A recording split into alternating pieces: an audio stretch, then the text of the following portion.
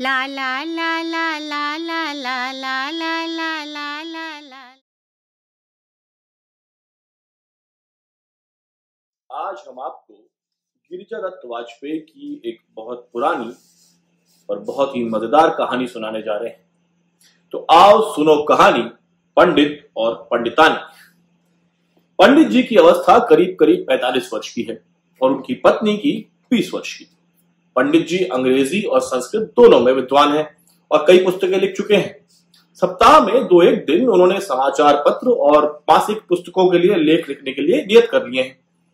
विशेषकर इन्हीं दिनों में, अर्थात जब वे कुछ लिखते होते हैं, तब उनकी युवा पत्नी उनको बातचीत में लगाना चाहती है।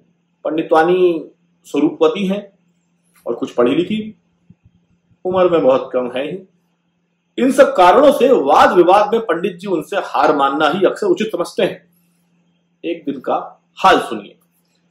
कमरे में एक कोने में जहां मेज कुर्सी लगी हुई थी, पंडित जी बैठे हुए एक विश्वविख्यात कवि के कविता चातुर्य पर कुछ लिख रहे थे।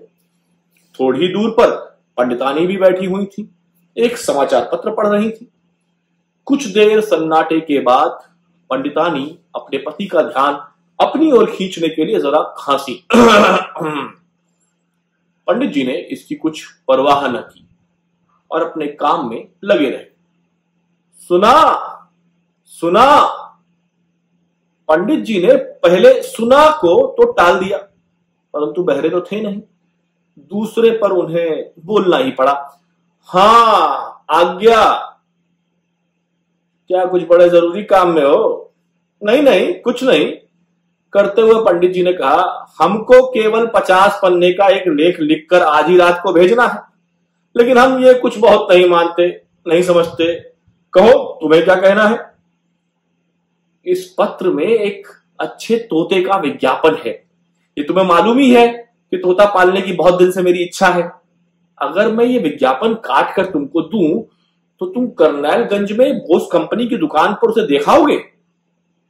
पंडित जी ने कलम रख दी और जरा जोर से सांस खींचकर बोले, प्रिय, क्या सचमुच ही तोता पालने का तुम्हारा इरादा है?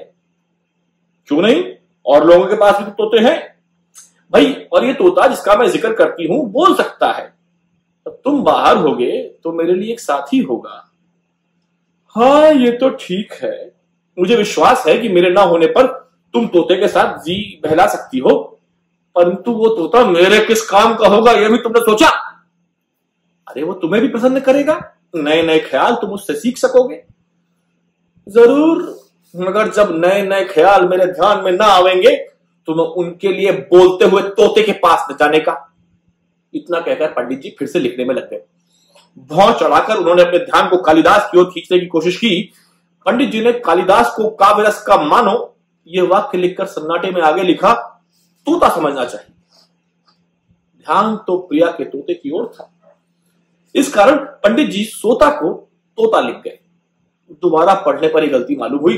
तब उन्होंने झुंझलाकर उसे काट दिया और पत्नी से आप बोले, जब मैं काम में हुआ करूं तो तुम कृपा करके मुझसे बोला मत करो। तुमने मेरे विचारों का प्रवाह बंद कर दिया है।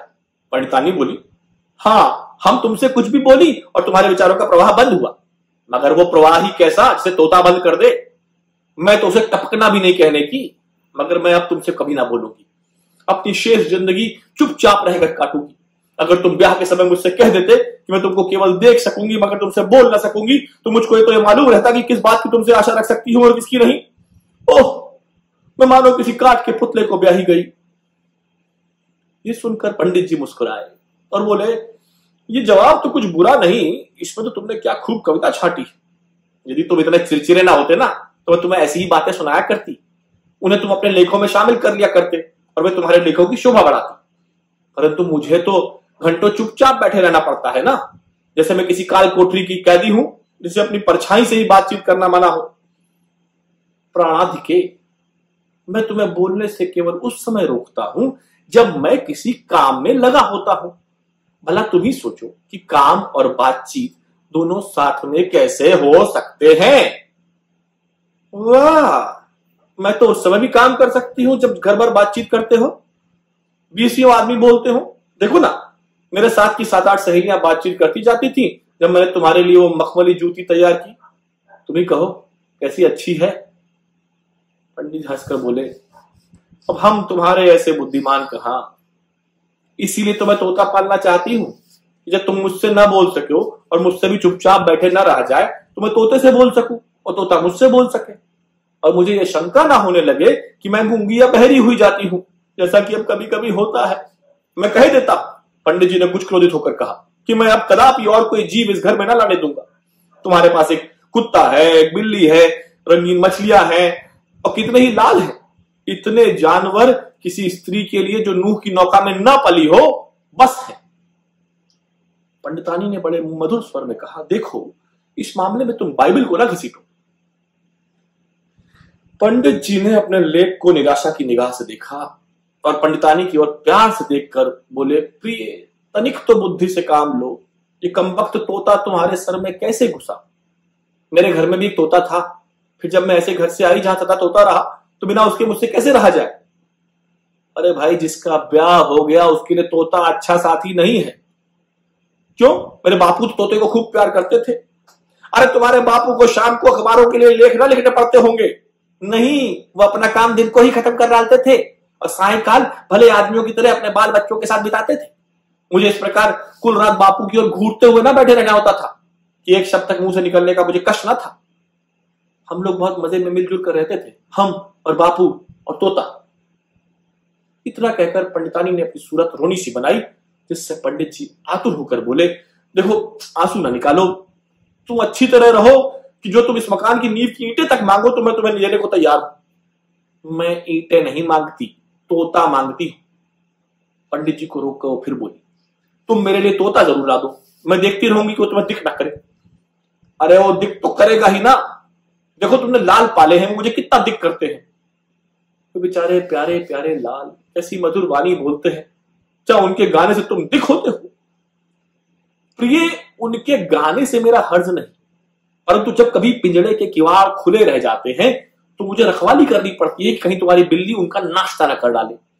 कल 2 बार मैंने उधर जो देखा तो मालूम हुआ कि पूसी बिल्ली पिंजड़ी के पास बैठकर अपने होंठ फड़का रही है। भला तुम ही कहो, कोई मनुष्य अपना ध्यान किसी बात में कैसे लगा सकता है यदि उसे एक बिल्ली की रखवाली करना पड़े जो उसकी पत्नी के लालों की ताक में हो। परंतु तुम्हें तोते को न ताकना पड़ेगा। तुम जानते हो कि बिल्लियां तोते को नहीं खाती, और जब तुम काम में ना होगे तो उसकी बोली सुनकर प्रसन्न होंगे। मैं उसको बड़ी अच्छी अच्छी बोलियां सिखाऊंगी। जो कुछ तुम उसे सिखाओगी वो नहीं बोलेगा, बल्कि वो वही बोलेगा जो पहले से ही जानता है। नहीं नहीं, मुझे विश्वास है कि इस तोते की शिक्षा बुरी नहीं हुई है।